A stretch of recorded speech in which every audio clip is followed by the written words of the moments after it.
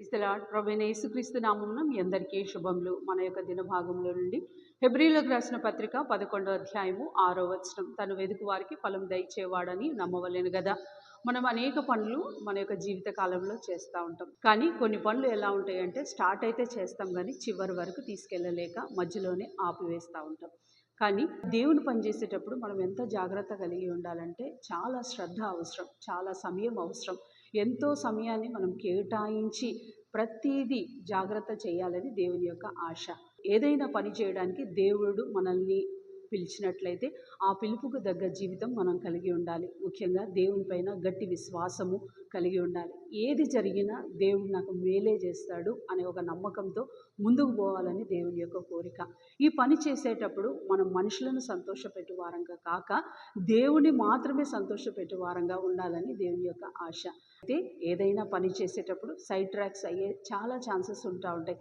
ఆ సైడ్ ట్రాక్స్ని మనం అధిగమించి దేవుని పైన గురి కలిగి దేవుని పైనే నమ్మకం కలిగి మనము ఆయనను శ్రద్ధగా వెతికి ఆయన దగ్గర నుంచి ఫలం పొందినట్లుగా మనము ప్రయాసపడాలి. అపొస్తలుడైన పౌలు అంటే మన ఎదుట ఉన్న ఆధ్యాత్మిక పరుగు పందెంలో మనకు ఎంతో జాగ్రత్తలు అవసరం.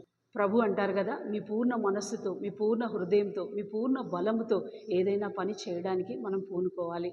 మన ఎదుట మరియా, మార్తా అని ఇద్దరు స్త్రీలు ఉన్నారు.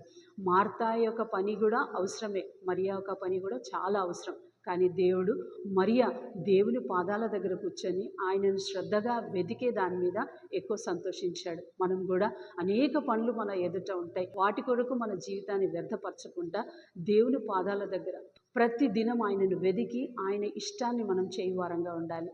ఏదేమైనప్పటికీ మనం ఆయనను మాత్రమే ప్రేమించే వారంగా, ఆయన చిత్తం మాత్రమే శ్రద్ధగా చేయవారంగా, ఆయన కొరకే మనం జీవించే వారంగా ఉంటే ప్రభు మనకు గొప్ప బహుమానం ఇవ్వబోతున్నాడని నమ్మాలి.